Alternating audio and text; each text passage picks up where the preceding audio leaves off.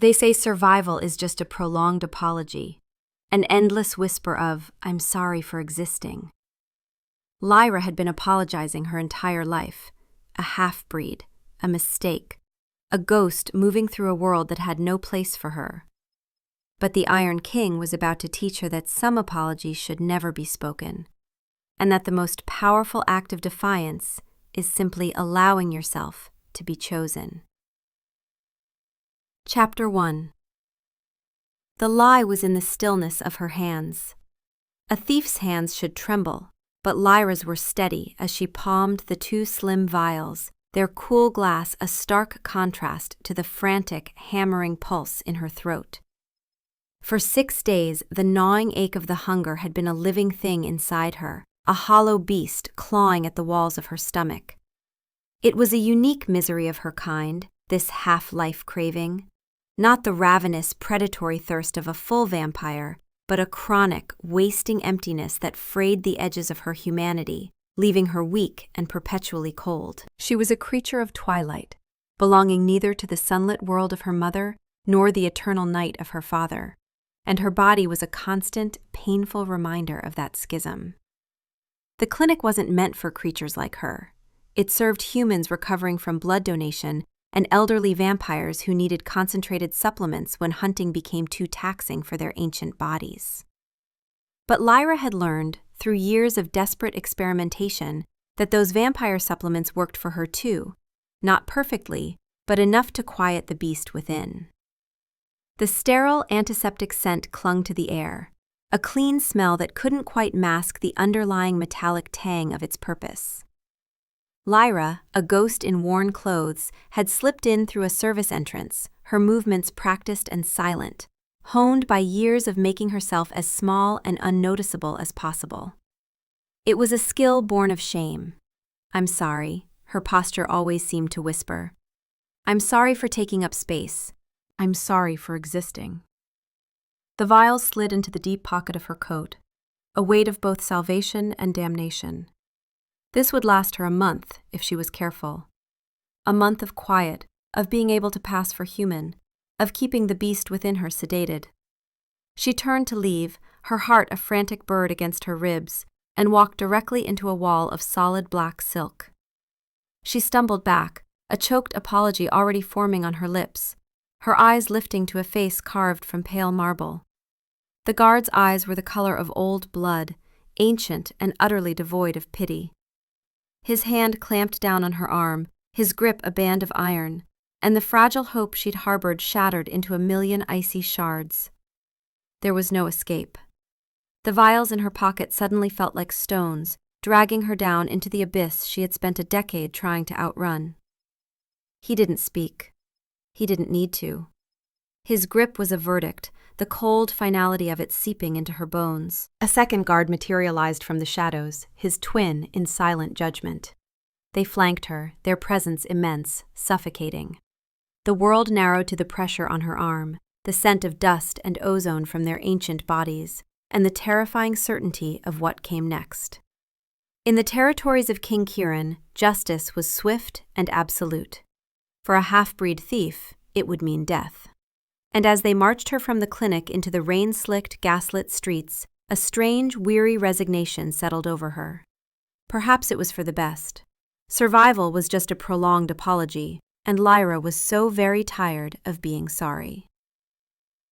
Chapter 2. The throne room was a cavern of shadow and stone, vast enough to swallow the sound of her ragged breathing.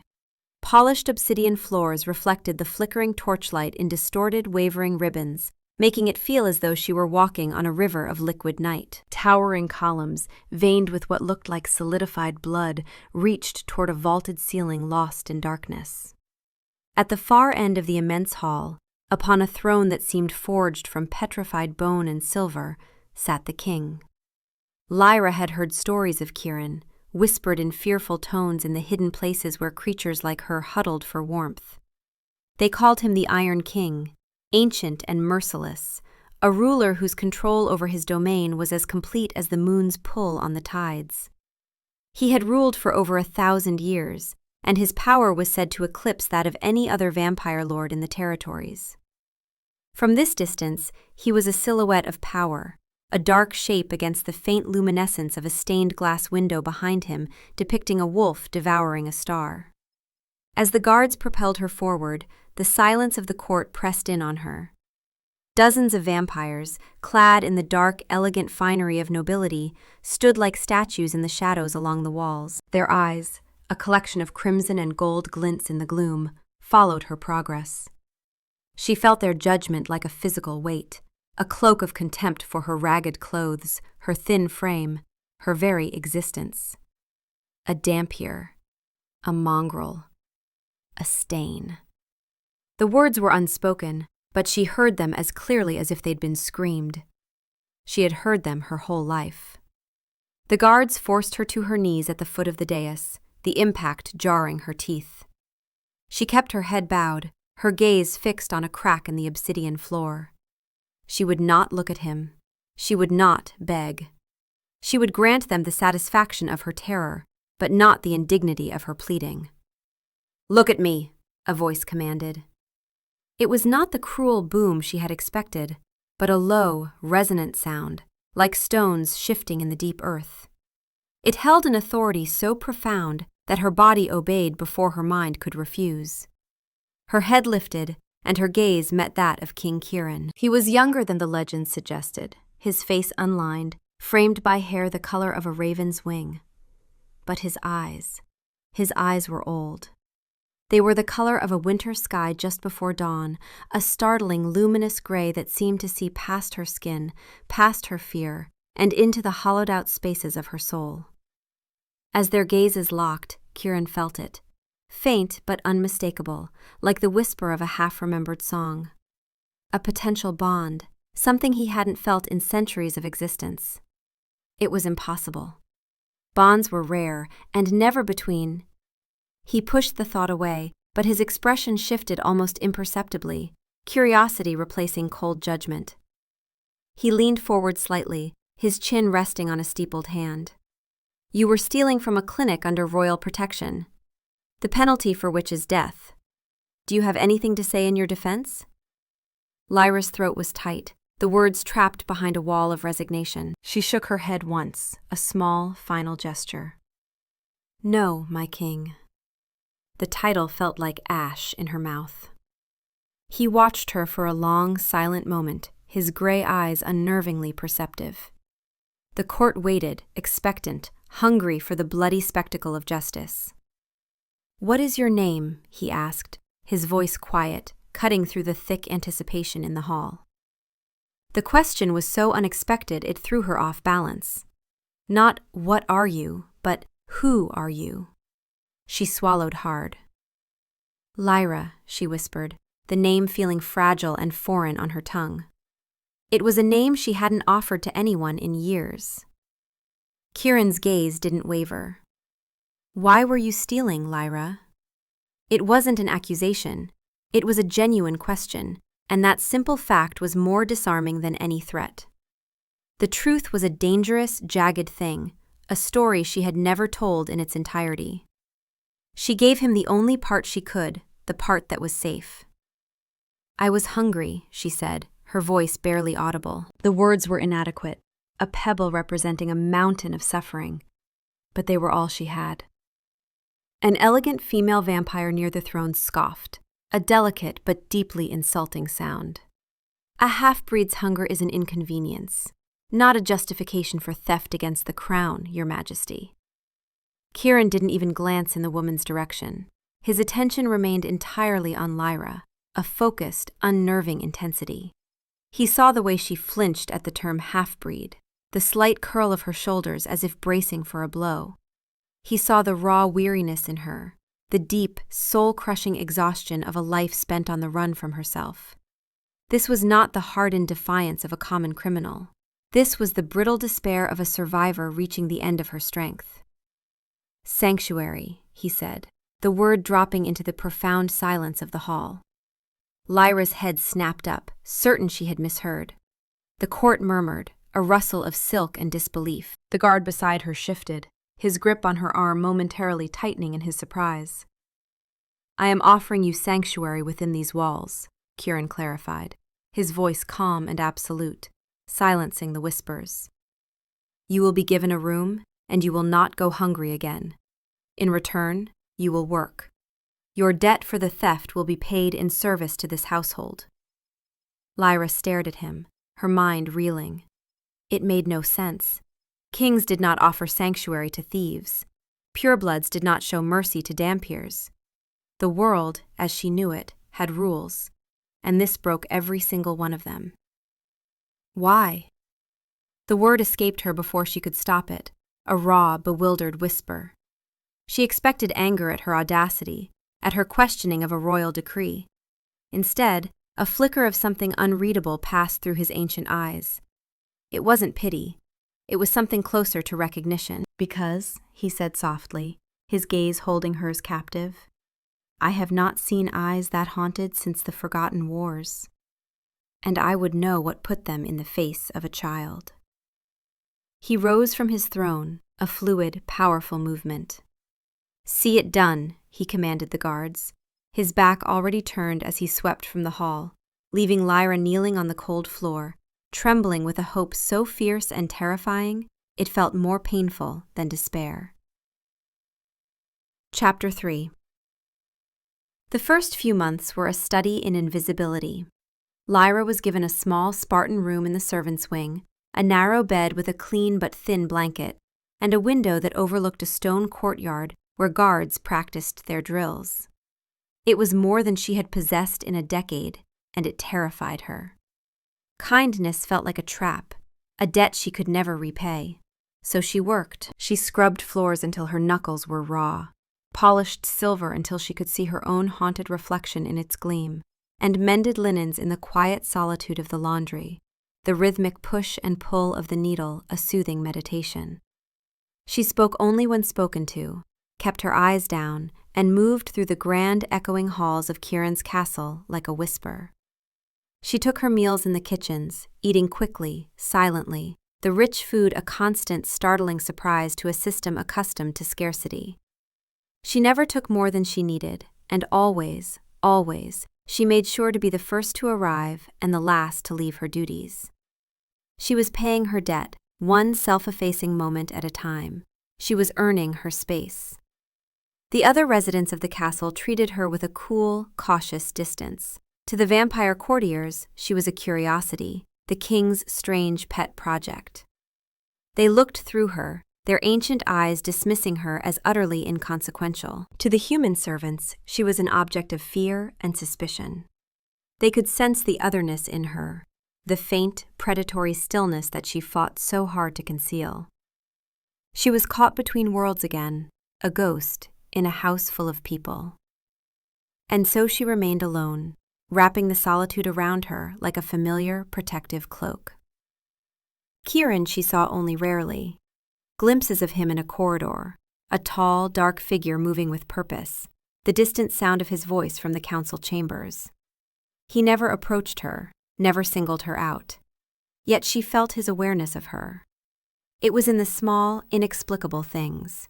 A thick woolen cloak left folded on her bed one evening when the autumn winds began to bite. A tray of food sent to her room on a night she was too exhausted from work to go to the kitchens, laden with a sweet blood cake she hadn't even known she was craving. A book left on a bench in the courtyard she frequented, a collection of human poetry bound in worn leather. There were no notes, no acknowledgments. They were silent acts of consideration, and they unsettled her more than any command. They suggested he was watching, that he was seeing her, even when she was trying her hardest to disappear.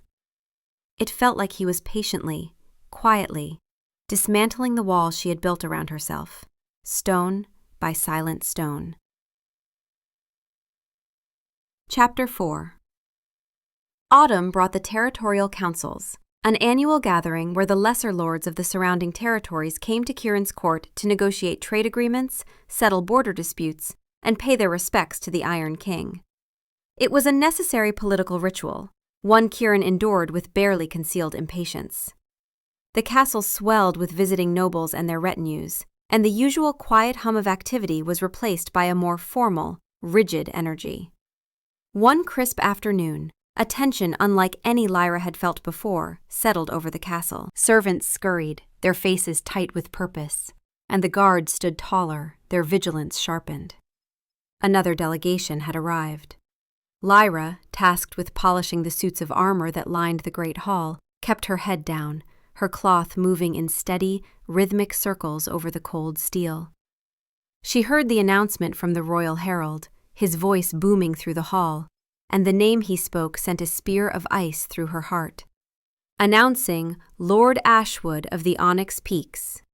The polishing rag slipped from her suddenly numb fingers, clattering softly on the stone floor. Ashwood, her father. The name was a wound, a scar she traced in the darkest hours of the night. The man who had shaped her with 2 words, beautiful mistake, and then shattered her with his absence. Her first instinct was to run, to find the deepest, darkest corner of the castle and hide herself away. But she was frozen, her feet rooted to the floor as the great oak doors swung open. He entered, flanked by his own retainers, a vision of aristocratic perfection. His hair was the same silver as the inlay on his fine leather tunic, his face a mask of cool, political grace. He was exactly as she remembered him, impossibly handsome, impeccably composed, and utterly, terrifyingly cold. Lord Ashwood ruled a small, insignificant territory in the mountains. He needed Kieran's favor and trade agreements far more than Kieran needed his cooperation. He moved with the careful deference of a lesser noble in the presence of true power. He moved into the hall, his eyes sweeping over the scene with an appraising air. Lyra's hands trembled violently as she tried to pick up the dropped cloth, and the motion, sharp and sudden in the formal stillness, drew his attention. His gaze slid to her, dismissive at first, then pausing. There was something familiar in the way she moved, the angle of her jaw, the distinctive twilight color of her eyes, unusual, almost violet in certain light, the same shade as his own mother's eyes, a family trait she'd inherited through him. His brow furrowed in confusion, and then his eyes dropped to her hands. On her right hand, barely visible beneath the grime of her work, was a silver ring bearing his family crest, a raven in flight. It was the only thing he'd given her before casting her out, and she'd been too sentimental, too foolish, to pawn it even in her hungriest moments. Recognition dawned like a slow, creeping horror across his face. His carefully maintained mask of diplomacy cracked. "You," he breathed, the word somewhere between a question and an accusation. Chapter 5. The silence that fell over the great hall was absolute, a thick, suffocating blanket. Lord Ashwood's carefully constructed mask of diplomacy had shattered completely, revealing the ugly contempt beneath. His eyes were locked on Lyra, and in them she saw her entire wretched history reflected. She was 12 again, standing on the steps of his cold, empty manor, his parting words echoing in the space he left behind. "You are a beautiful mistake, little one, but a mistake nonetheless. My world has no place for such impurities."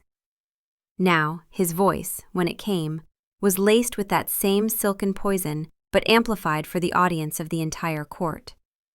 "What is this creature doing here?" he asked, his gaze flicking disdainfully from Lyra to Kieran, who had descended the main staircase to greet his guest. "I was not aware, Your Majesty, that you collected stray abominations." The words struck Lyra like physical blows. Creature, abomination. They peeled back the fragile layers of safety she had cultivated over the past months, exposing the raw, weeping wound of her self-loathing. She could feel every eye in the hall on her, feel their curiosity hardening into scorn. She was no longer Lyra, the quiet worker. She was Lord Ashwood's shameful secret, dragged into the light. Kieran had stopped on the last step of the staircase. He did not look at Lyra. His gaze, glacial and sharp, was fixed entirely on Ashwood. An unnatural stillness had fallen over him, the placid calm of a storm gathering its strength just before it breaks. "Lord Ashwood," Kieran said, his voice deceptively mild, "Lyra is under my protection. She is a member of my household. Ashwood laughed, a short, ugly bark of a sound. A member? This half-breed? This thing? She is a stain on my lineage, a political liability I rid myself of years ago. I am doing you a favor by identifying the vermin you have allowed to infest your home. He took a step closer to Lyra, his lip curling in a sneer. Look at it. Pathetic. Still wearing that ring like it means something. Still apologizing for the very air it breathes. That was when Kieran moved. It was not the swift, blurred motion of a fighting vampire. It was a deliberate, measured descent. He crossed the space between them in 3 silent strides. The air crackled with power. The court held its collective breath. Kieran stopped directly in front of Ashwood, his height and sheer presence seeming to diminish the other lord, making him look small and petty. And then, with an economy of motion that was both terrifying and beautiful, he drew back his fist and punched Lord Ashwood squarely in the jaw. The sound was like a rock splitting, a wet, definitive crack that echoed in the cavernous hall. Ashwood crumpled, not with a dramatic flare, but with the limp, undignified collapse of a puppet whose strings had been cut. He lay on the floor, stunned and bleeding, the family ring on Lyra's hand catching the torchlight like an accusation. Kieran stood over him, his chest rising and falling in a slow, controlled rhythm. He looked down at the fallen lord, his gray eyes burning with a cold, pure rage that was more frightening than any shout. "Lord Ashwood," he said, his voice now a low, dangerous rumble that vibrated through the floor. "You have violated the laws of guest right. You entered my hall and insulted a member of my household under my own roof. By the ancient codes we all swore to uphold, you have forfeited any diplomatic protection." He paused, letting the words sink in. Every noble in the room knew those laws. They were older than kingdoms, and they were absolute. "You are no longer welcome in my lands. If you are found within my borders after sunrise, my guards will hunt you down like the vermin you speak of." He turned his back on the groaning lord, a gesture of ultimate dismissal. "Get him out of my sight." Chapter 6. The world had dissolved into a roaring in Lyra's ears. Ashwood's words echoed and re-echoed in the vortex of her mind. Creature, abomination, thing, stain, vermin, each one a fresh lash on her soul. The grand hall, the stunned faces of the court, the sight of her father being dragged away by Kieran's impassive guards, it all blurred into an incoherent smear of color and sound. Her lungs seized. She couldn't draw a breath. The air was too thick, too heavy with judgment. Her knees gave out and she folded to the floor, her hands pressed against her chest as if to hold herself together. Black spots danced in her vision. She was suffocating, drowning in a shame so profound it felt like it was physically crushing her bones. This was it. This was the end. Kieran knew what she was now. Not just a thief, but a cast-off, a noble's dirty secret. The sanctuary he had offered would be revoked. His kindness would curdle into the same disgust she had seen on her father's face.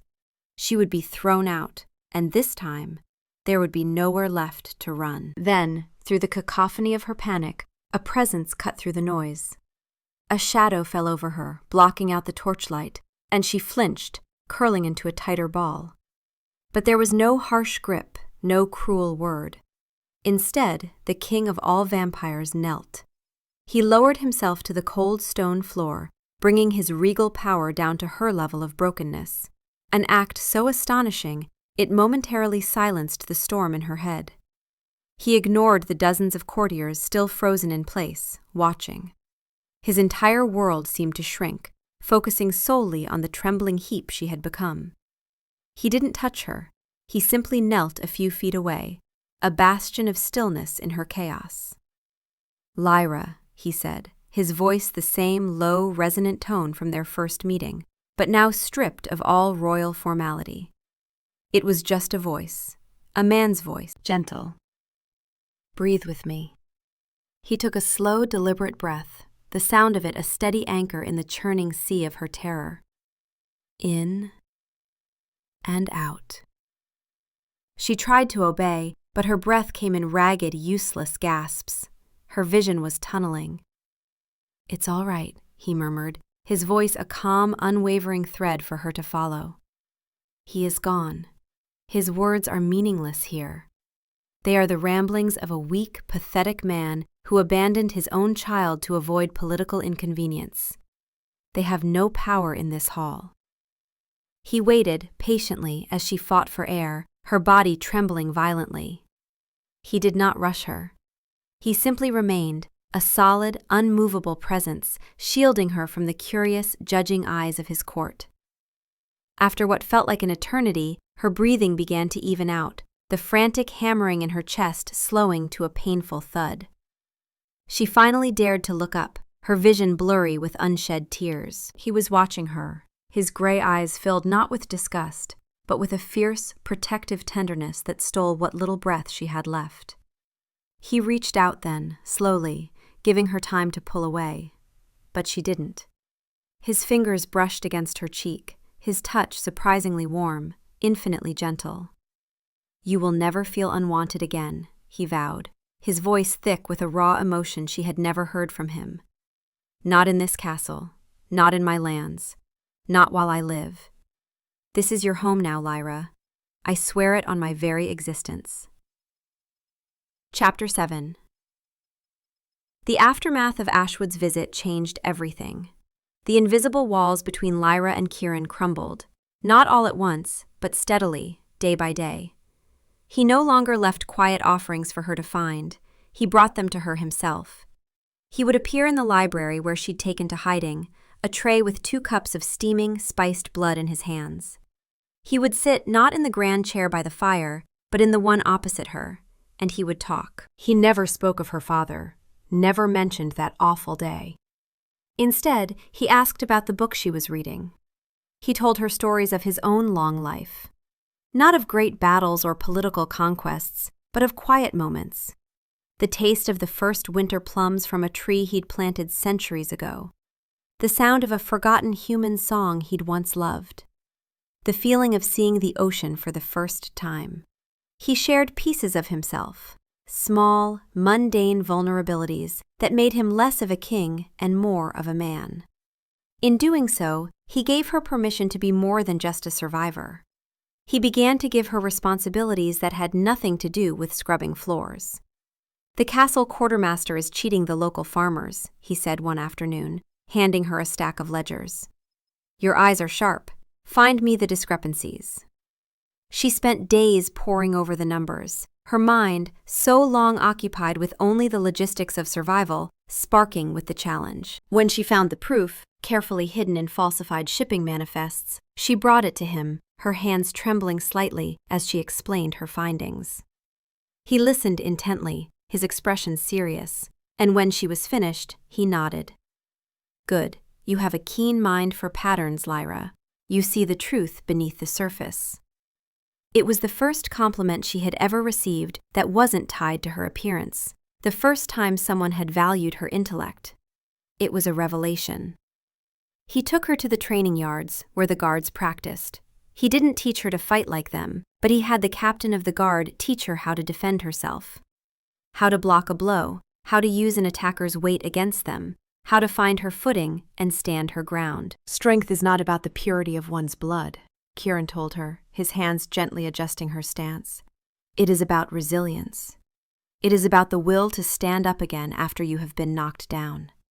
You, Lyra, are one of the strongest people I have ever known." The words landed in her heart like seeds, and for the first time, something new and fragile began to grow in the barren soil of her soul. Self-worth. She started to walk with her head held high, her eyes no longer fixed on the floor. She met the gazes of the courtiers, and when they looked at her now, they no longer saw a stray. They saw the woman who had the king's unwavering attention. Chapter 8. The connection that grew between them was a quiet, deep-rooted thing. It was forged in late-night conversations in the library, in shared silences by the fire, In the respectful way he listened to her opinions on matters of the court. The ache of loneliness that had been her constant companion for years began to recede, replaced by a warmth that spread from her chest outward. It was more than gratitude. It was a profound sense of being seen, of being understood in a way she had never thought possible. She found herself watching him, noticing the small things, the way his brow furrowed when he was deep in thought, the rare, soft smile that touched his lips when she said something that amused him, the weight of centuries of duty that settled on his shoulders when he thought no one was looking. She saw the king, but she also saw the man, lonely in his own way, burdened by his power, and possessing a core of kindness he shielded from the world. The bond, when it fully manifested, was not a lightning strike. It was the slow, inevitable blooming of a flower that had been nurtured in darkness. It came to full awareness as a low thrum beneath her skin whenever he was near, a resonant hum that answered a question she hadn't known she was asking. One evening, they were walking along the castle battlements. A cold, clear moon hung in the star-dusted sky, silvering the stone. They hadn't spoken for several minutes, simply watching the sleeping lands below. Lyra felt it then, stronger than ever before. A thread of light, invisible but palpable, stretching from her heart to his. It was a feeling of absolute rightness, of two solitary halves clicking into place to form a whole. She stopped, her breath catching. Kieran stopped beside her, turning to face her. The moonlight caught in his silver-gray eyes, and she saw the same dawning realization reflected there. He knew. He felt it too. The whisper of potential he'd sensed that first day in the throne room had grown into an undeniable certainty. He slowly lifted a hand, his fingers tracing the line of her jaw, his touch sending a tremor through her. "Lyra," he breathed, his voice full of a wonder that mirrored her own. "A true mate bond. I thought, after 1,000 years, I thought I would walk eternity alone." There were no grand declarations, no flowery speeches. There was only this quiet, soul-deep recognition. The unspoken truth that had been growing between them all along had finally been given a name. It was not a chain or a claim. It was a homecoming. Chapter 9. The announcement was made the following week.